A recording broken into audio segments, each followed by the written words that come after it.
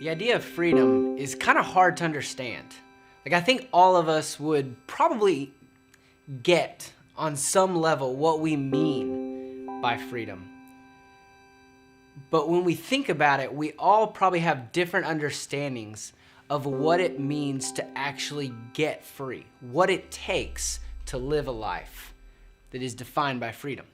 And that kind of makes freedom a little bit of a weird subject, because the question remains in our minds, even after we've defined what freedom is how do I make that something I experience? How do I actually get free? And so freedom is kind of a weird topic.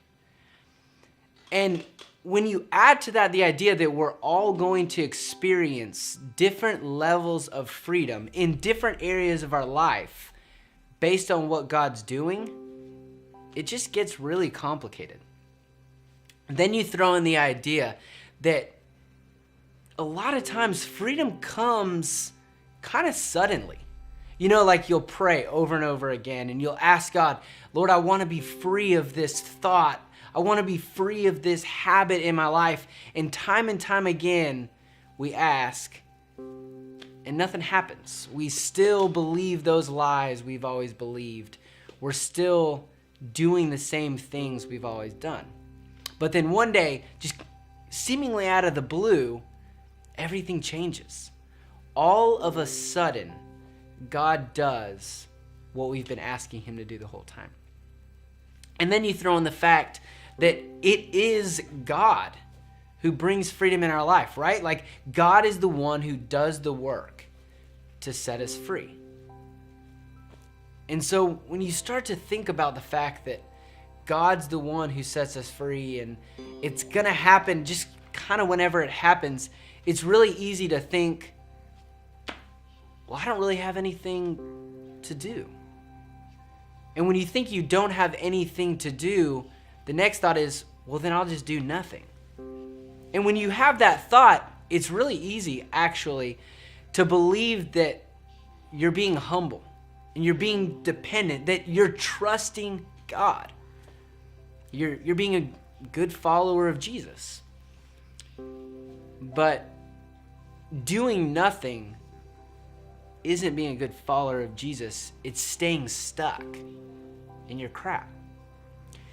Doing nothing is actually ignoring the fact that even though God has to do something in order for us to experience freedom, there's something that we can do too. And that's where taking your thoughts captive comes in.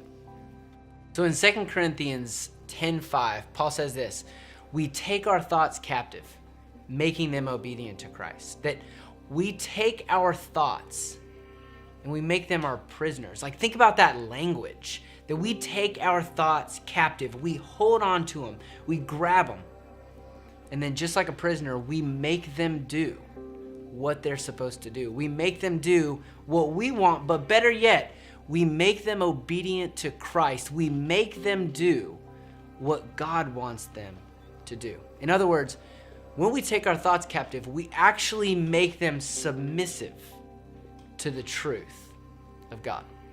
Taking your thoughts captive isn't about controlling everything that comes into your mind, making sure that every thought that ever gets in there is right.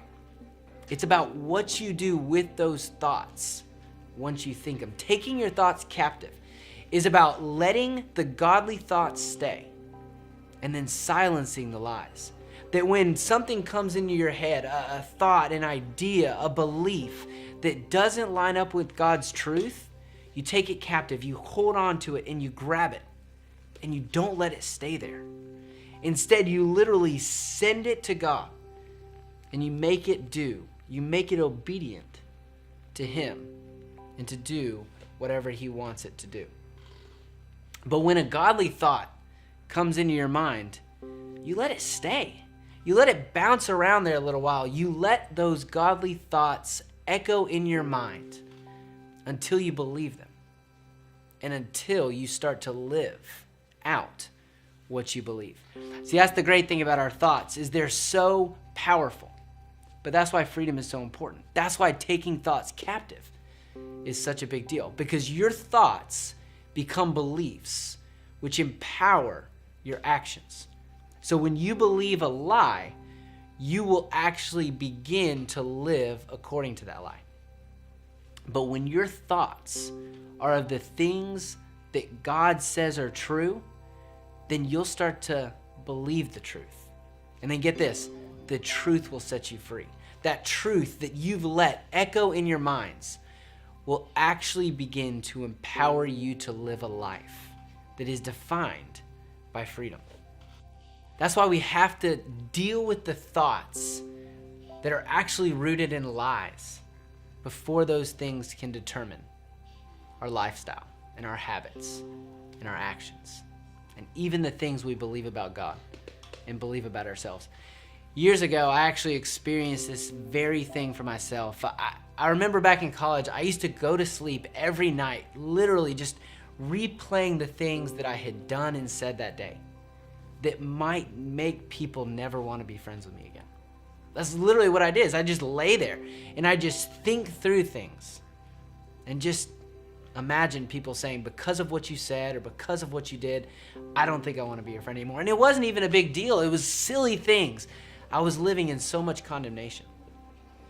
And I remember one night just thinking to myself, this isn't healthy. This isn't adding anything to my life.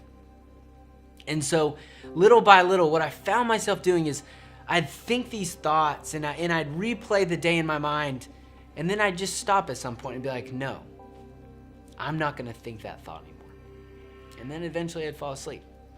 And maybe a couple weeks would go by, and instead of thinking those thoughts for an hour, maybe I'd just think them for 45 minutes. And then 30 minutes. And then maybe 10. To eventually it got to the place where as soon as that thought came in my mind, I just said no. That's not worth my time. I'm not going to think about those things. And what I found is that actually people didn't believe what I believed about myself.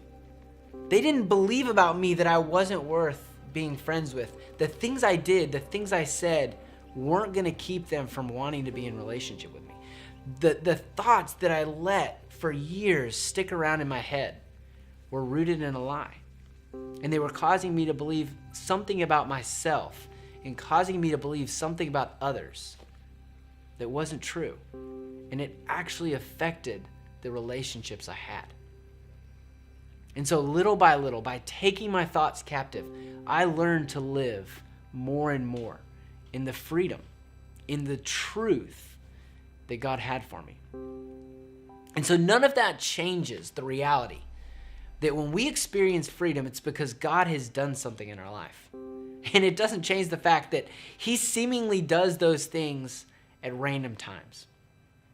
But what it does is it gives us something to do in the meantime. It gives us a way to partner with God in experiencing the freedom that he has for us. See, God never meant for us to live powerless lives. He wants us to be dependent on him, but he gives us the ability to take the thoughts in our minds captive and make them obedient to him so that we can live more and more in the truth, and the truth will set us free.